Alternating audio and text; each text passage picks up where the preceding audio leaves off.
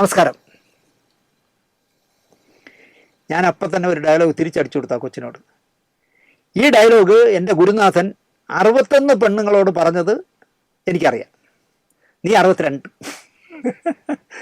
അദ്ദേഹത്തിന് 70-നടുത്ത് പ്രായമായി. നിനക്കോ? എനിക്ക് 28 വയസ്സ് സാർ. നല്ല ചേർച്ചയായിരിക്കും കേട്ടോ. നിനക്ക് 28, കക്ഷിക്ക് 70. അദ്ദേഹത്തിൻ്റെ മകളുടെ പ്രായം പോലും നിനക്കില്ല. AR റഹ്മാൻ്റെ ഒരു വലിയ ഷോ കൊച്ചിയിൽ ഐലൻഡിൽ നടത്തി, വനിതാ വീക്കിലിയുടെ. ഇദ്ദേഹം അതിൽ ജൂറി ആയിരുന്നു, വനിതയുടെ എന്തോ സെലക്ഷൻ ജൂറി ആയിരുന്നു. ഈ ഏജൻറ്റ് കൊച്ചിനോട് ചോദിച്ചു, റഹ്മാൻ ഷോ കാണുന്നോ? പാസ് തരാം, VIP. ടാറ്റയുടെ അതിലൊന്നും കിട്ടൂല നിനക്ക്, പക്ഷെ ഞാൻ VIP പാസ് തരാം, വരുന്നോ എന്നിട്ട്. അപ്പോൾ 10,000 രൂപ മുടക്കിയാൽ പോലും കിട്ടാത്ത VIP പാസ് കിട്ടുക എന്ന് പറഞ്ഞാൽ ആ പെൺകുട്ടിയും ഭയങ്കര സന്തോഷിച്ചു. ഭർത്താവും 2 മക്കളുമായി ഏജൻറ്റ് കൊച്ചിക്ക് പോയി. പ്രോഗ്രാം ബ്രേക്ക് സമയത്ത് ഏജൻറ്റ് തപ്പി പോയി ഗുരുനാഥൻ്റെ അടുത്തെത്തി, വന്നു എന്ന് പറയാനായിട്ട്. കണ്ടു. ഞാൻ റൂം പറഞ്ഞിട്ടുണ്ട് കേട്ടോ എന്ന് പറഞ്ഞാൽ ഹോട്ടലിൻ്റെ പേര് പറഞ്ഞു. പ്രോഗ്രാം കഴിഞ്ഞ് നമുക്ക് ഒന്നിച്ചു പോവാം, എനിക്ക് വനിതയുടെ കാറുണ്ട്. പറഞ്ഞു, ഇല്ല സാർ അത് വേണ്ട, ഞാനേ ഭർത്താവും കുട്ടികളും ഒക്കെ ആയിട്ടാണ് വന്നേക്കണത്. പുള്ളി ഞെട്ടി പൊട്ടി തെറിച്ച്. പുള്ളി വിചാരിച്ച ഒറ്റയ്ക്ക് ഭാര്യയും ഭർത്താവും മക്കളും ഒക്കെ ഉള്ള ഒരു സ്ത്രീ ഒറ്റയ്ക്ക് വരുമോ, നല്ല കുടുംബത്തിൽ പറഞ്ഞതാണെങ്കിൽ. ആ കോമൺ സെൻസ് പോലും ഇദ്ദേഹത്തിന് ഇല്ലായിരുന്നു. എടുത്ത പേരെങ്ങനെ ചോദിച്ചു, ആര് പറഞ്ഞാ അവരെയൊക്കെ കൊണ്ടുവരാൻ? എന്തായാലും ഞാൻ വന്നിട്ട് വിളിക്കാം കേട്ടോ. വന്നിട്ട് ഇവരെ വിളിച്ചു. പക്ഷേ വിളിച്ചിട്ട് പറഞ്ഞ കാര്യം എന്താണെന്ന് ചോദിച്ചാൽ, കൂടെ വന്നവരൊക്കെ 3 പേരില്ലേ, അവരൊക്കെ ഉറങ്ങുമ്പോൾ ഇങ്ങ് പോരെ, അവരുണരുമ്പോൾ അങ്ങ് പോവാം. ഏജൻറ്റ് ഫോൺ ഓഫാക്കി, റൂമിലെ റിസീവർ എടുത്ത് താഴെ വെച്ചു, സുഖമായിട്ട് കിടന്നങ്ങ് ഉറങ്ങി. ഇദ്ദേഹം വിളി വെളുക്കണവരെ വിളിച്ചാണ്, പക്ഷെ കിട്ടുന്നില്ല, ഫോണും കിട്ടുന്നില്ല, റൂമിലും കിട്ടുന്നില്ല. ആ കുടുംബം എണീറ്റപ്പോഴാണ് അറിയുന്നത്. വിളിച്ചപ്പോൾ കിട്ടാത്തതുകൊണ്ട് ഗുരുനാഥൻ എന്ത് ചെയ്യുന്നറിയാം, വെളുപ്പിന് തന്നെ ആ ദേഷ്യത്തിൽ മുങ്ങി ഹോട്ടലിൽ നിന്ന്. അദ്ദേഹത്തിൻ്റെ റൂം വനിതക്കാരാണല്ലോ കൊടുക്കണേ, ഇവർക്ക് വേണ്ടി ബുക്ക് ചെയ്തിരുന്ന റൂം അവരിൽ നിന്ന് കാശ് വാങ്ങിച്ചോളാൻ പറഞ്ഞിട്ട് പുള്ളി മുങ്ങി. അതിശയോക്തി ഇല്ലാതെ ഞാൻ പറയുകയാണ്, കാരണം ആ പെൺകുട്ടി ഇപ്പം ജീവിച്ചിരിപ്പുണ്ട് ഇവിടെ. എന്നിട്ട് ഇപ്പം നല്ല രസമല്ല. ഗുരുനാഥൻ നൂത്ത പൊട്ടിക്കരഞ്ഞുകൊണ്ട് ആ പെൺകുട്ടി എന്നെ വിളിച്ചു, കാര്യം പറഞ്ഞു. എനിക്ക് കേട്ടോ മനസ്സലിവ് തോന്നി. സിന്ധു പറഞ്ഞെങ്കിൽ കൊന്നോളാം ഞാനപ്പോൾ തന്നെ ഷിജി പട്ടണം എന്ന് പറഞ്ഞ എൻ്റെ സിനിമയുടെയൊക്കെ കലാസംവിധായകനായിരുന്ന ഷിജി പട്ടണത്തിനെ വിളിച്ചു. ഞാൻ പറഞ്ഞു, ഷിജി, എനിക്ക് വേണ്ടപ്പെട്ട ഒരു ഫാമിലി ഇന്ന ഹോട്ടലിൽ താമസമുണ്ട്. അവർ വരുമ്പോൾ അവരുടെ പേഴ്സ് ആരോ പോക്കറ്റ് അടിച്ചു. ഇപ്പം റൂം വെക്കറ്റ് ചെയ്യാൻ ഒരു നിവൃത്തിയില്ല.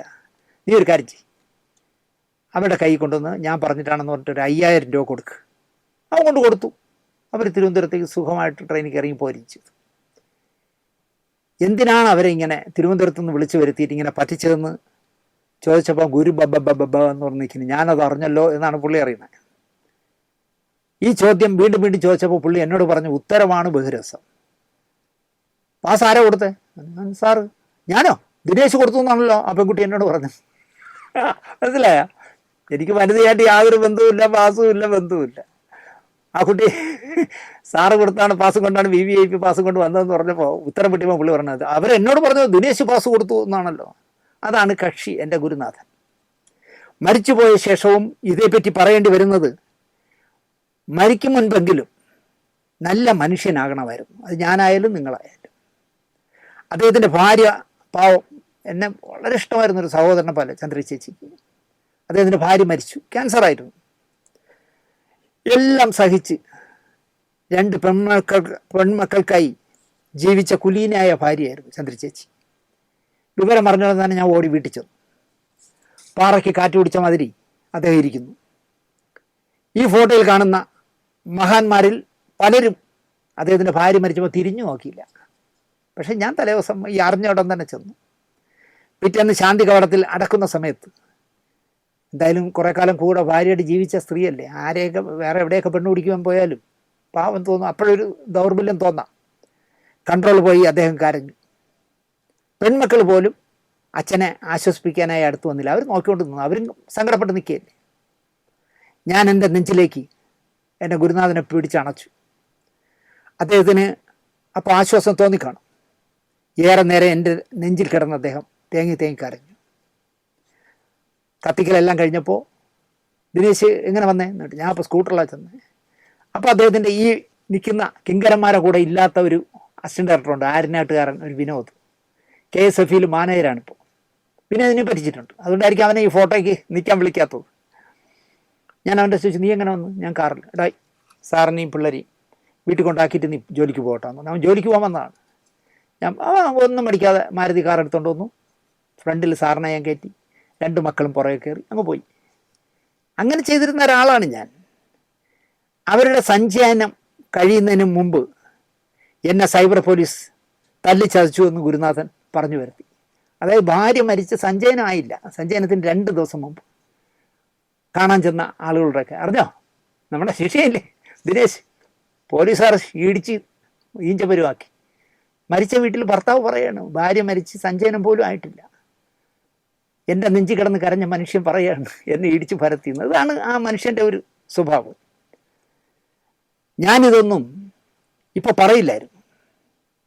മരിക്കും മുമ്പ് അദ്ദേഹം വിളിച്ചു കൂട്ടിയെടുത്ത ഈ ഫോട്ടോകൾ മാറി മാറി ഈ ഫോട്ടോയിൽ നിൽക്കുന്ന മഹാത്മാ സുഹൃത്തുക്കൾ എനിക്ക് അയച്ചു തരുന്നു. ഇപ്പോഴും പല തവണയായിട്ട് അയച്ചിരുന്നു. നീ കണ്ടില്ലേ നേരത്തെ ഞങ്ങൾ അയച്ചിട്ട്? 6 മാസം മുമ്പ് ഞാൻ അയച്ചിരുന്നല്ലോ.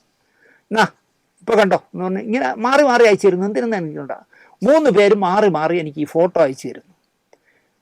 ഞാൻ ഗുരുനാഥൻ വേണമെങ്കിൽ 10 തള്ളക്ക് പറയട്ടെന്ന് വിചാരിച്ചായിരിക്കാം ചിലപ്പോൾ. നിങ്ങൾ ആലോചിക്കുക, ഒരു ഫോട്ടോ എടുത്തു, അദ്ദേഹം മരിച്ചു, 1 വർഷം കഴിഞ്ഞാൽ പിന്നെ മിണ്ടാതിരിക്കണ്ടേ? ഇടയ്ക്കിടയ്ക്ക് ഇതിൽ 3 പേര് എനിക്ക് അയച്ചു തരും. കണ്ടാ ഫോട്ടോ കണ്ടാ, നീ ഇല്ലാത്ത ഫോട്ടോ കണ്ടടാ, ഞങ്ങൾ നിൽക്കണണ്ട എന്ന് പറഞ്ഞ് അയച്ചു തരും. അങ്ങനെ എന്നെ പ്രകോപിപ്പിച്ച് സഹി കെട്ടാണ് ഞാൻ ഈ എപ്പിസോഡ് ചെയ്യുന്നത്. അദ്ദേഹത്തോടൊപ്പം ഞാൻ നേരത്തെ പറഞ്ഞല്ലോ, 1-ലധികം സിനിമകൾ ചെയ്ത ഏക വ്യക്തി ദിനേശണ്ണ നിങ്ങൾ മാത്രമാണ്. 1 അരയും വർക്കുകൾ ചെയ്ത ഞങ്ങളെ കണ്ടോ അദ്ദേഹം വിളിച്ച് അവസാന ചിത്രമെടുത്തു എന്ന് എന്നെ ഓർമ്മിപ്പിക്കാനായിരിക്കണം ഇങ്ങനെ എനിക്ക് അയച്ചു തരുന്നത്. എൻ്റെ ക്ഷമ കെട്ടതുകൊണ്ട് മാത്രമാണ് ഞാനിപ്പോൾ ഇതൊക്കെ തുറന്ന് പറയുന്നത്. പുറപ്പാടിൽ എന്നെ ഒരുപാട് ദ്രോഹിച്ച ഒരു അസോസിയേറ്റ് ഡയറക്ടർ ഉണ്ടായിരുന്നു. ഈ ഫോട്ടോയിൽ നിൽക്കുന്നതിൽ ഒരാൾ അയാളാണ്. പുറപ്പാടിൻ്റെ വർക്ക് തീരുന്നതിന് മുമ്പ് ഒരു ദിവസം കരഞ്ഞുകൊണ്ട് മദ്രാസിൽ വെച്ച് ഞാൻ അയാളോട് പറഞ്ഞു, മദ്രാസിലല്ല ലൊക്കേഷനിൽ വെച്ച്, ഇനി 1 ലക്ഷം രൂപ തരാം അസിസ്റ്റന്റ് ഡയറക്ടറായിട്ട് വരുന്നു എന്ന് വെച്ചാൽ നിങ്ങൾ ഈ പടത്തിൽ അസോസിയേറ്റ് ഡയറക്ടർ ഉണ്ട് എന്ന് പറഞ്ഞാൽ ഞാൻ ഇനി വരില്ല എന്ന് അയാളുടെ പറഞ്ഞു. അപ്പോഴും അയാൾ ചിരിച്ചുകൊണ്ട് വന്നു, ഒരു ആക്കി ചിരി. അത്രയ്ക്ക് എന്നെ ദ്രോഹിച്ചിട്ടുണ്ട്. പുറപ്പാടിന് പിന്നാലെ എഴുന്നള്ളത്ത് തുടങ്ങുമ്പോൾ ഒരു നല്ല അസോസിയേറ്റിനെ വേണം എന്ന് എൻ്റെ ഗുരുനാഥൻ എന്നോട് പറഞ്ഞു. ഞാൻ എന്നെ ദ്രോഹിച്ച ആ കക്ഷിയെ തന്നെ ശുപാർശ ചെയ്തു, ഈ ഫോട്ടോയിൽ നിൽക്കുന്ന മഹാനെ. പടം സാമ്പത്തിക ഞെരുക്കത്താൽ പല ഷെഡ്യൂളായി. അയാൾ പാതി വഴിക്ക് ഇട്ടിട്ട് കളഞ്ഞു. ഞാൻ എങ്ങും പോകാതെ വർഷങ്ങളോളം നിന്ന് ഈ പടം തീർക്കാൻ കൂടെ നിന്നു. പ്രതിഫലം നോക്കിയിട്ടൊന്നുമല്ല. അപ്പോൾ ഞാൻ അയാളെ വിളിച്ചു, എന്നാലും കാണിച്ച മോശമായിപ്പിച്ചേട്ടാ എന്ന് പറഞ്ഞപ്പോൾ, എന്ത് ചെയ്യാൻ മോശം, എനിക്ക് ഈ പടം എന്ന് പറഞ്ഞാൽ നടന്നാൽ മതി, 5 വർഷം എനിക്ക് വേറെ പടം കിട്ടി ഞാൻ പോയി, എനിക്ക് നീ ശുപാർശ ചെയ്ത പടം വേണ്ട എന്ന് പറഞ്ഞ് ഈ സംവിധായകനായ ഹരികുമാറിനെ തള്ളി പറഞ്ഞിട്ട് പോയതാണ് ഈ അരപ്പടം ചെയ്ത അസോസിയേറ്റ്. അയാളെയും വിളിച്ച് നിർത്തിയിരിക്കുക, ക്ഷണിച്ച് നിർത്തിയിരിക്കുക, വരൂ നിങ്ങൾ വരൂ, എന്നെ വലിപ്പിച്ചിട്ട് പോയെങ്കിലും നിങ്ങൾ എൻ്റെ ശിഷ്യനാണ്, വരൂ നിൽക്കൂ, ഫോട്ടോയ്ക്ക് നിൽക്കൂ എന്ന് നിർത്തി. അങ്ങനെ മുങ്ങിയവനെ എങ്ങനെ ഈ ഗുരുനാഥൻ ഒരു പ്രിയപ്പെട്ടവനായി എന്ന് എനിക്കറിയില്ല. ദിനേശിനോട് ഉടക്കുള്ളവരെല്ലാം പുള്ളിക്ക് പ്രിയപ്പെട്ടവനാണ്. ഗുരുവിന് നെടുമങ്ങാട് കുറച്ച് വസ്തുവുണ്ട്. അത് നോക്കി നടത്തുന്നത് ഒരു ഓട്ടോ ഡ്രൈവറാണ്. അവൻ്റെ കയ്യിൽ എവിടുന്നോ ആരിൽ നിന്നൊക്കെ ബിനാമി പോലെ പൈസ വാങ്ങിച്ച് പലിശയ്ക്ക് കൊടുക്കുന്ന പരിപാടിയുണ്ട്. എന്തിനും ഏതിനും അയാൾ വേണം ഒരു കാലത്ത് ഗുരുവിന്. അങ്ങനെ പൊയ്ക്കൊണ്ടിരിക്കുമ്പോൾ ഒരു നാൾ അറിയുന്നു ഈ പറയുന്ന ഓട്ടോക്കാരൻ പാപ്പരായെന്ന്, കടക്കാരനായി മാറി, എല്ലാം നഷ്ടപ്പെട്ട് കടം കയറി നെടുമങ്ങാട്ടിൽ നിന്ന് മുങ്ങി. പാപ്പനംകോട്ട് ഒരു കുടിസ് മുറി വാടകയ്ക്കെടുത്ത് താമസമായിരുന്നു. ഇതൊന്നും എനിക്കറിയില്ലായിരുന്നു. ഞാനും സിന്ധുവും കൂടി ഒരു സന്ധ്യയ്ക്ക് പാപ്പനംകോട്ട് വെച്ച് അയാളെ കണ്ടു. അപ്പോൾ ഞാൻ പറഞ്ഞു, ഞാനിങ്ങനെ ചായ കുടിക്കാൻ, ഞങ്ങൾ രണ്ടുകൂടെ ചായ കുടിക്കാൻ പോകണം, വാ എന്ന് പറഞ്ഞാൽ അവനും കൂടെ വിളിച്ചുകൊണ്ട് പോയി ചായയും ബജിയും ഒക്കെ വാങ്ങിക്കൊടുത്തു. നീ എന്ത് ഇവിടെ വന്ന് നിൽക്കുന്നത് എന്തെന്നില്ലെന്ന് പറഞ്ഞാൽ, ഇതാ അവിടെ മാസം 150 രൂപ എന്തിനുള്ള ഒരു റൂമിലാണ് താമസിക്കുന്നത്, നാട്ടിൽ നിൽക്കാൻ നിവൃത്തിയില്ല, കടം, ഭാര്യ തൃശ്ശൂരോടെ ജോലിയാണ്, അവളെ ജീവിച്ചോളും, എനിക്ക് നിൽക്കാൻ ഒക്കില്ല. അങ്ങനെയാണ് ഞാൻ അവിടെ ഒന്ന് മുങ്ങിയത്. എനിക്ക് എവിടെയെങ്കിലും ഒരു ജോലി വാങ്ങിച്ചു തരുമോ, എവിടെയെങ്കിലും ഒരു ജോലി വാങ്ങി തരുമോ എന്ന് ചോദിച്ചു. ആ സമയത്ത് സ്വയംവരപ്പന്തലിൽ ജനാർദ്ദനൻ്റെ അല്ലെങ്കിൽ സംയുക്ത വർമ്മയുടെ അച്ഛൻ്റെ ഒരു വലിയ എസ്റ്റേറ്റ് കാണിക്കുന്നുണ്ട്.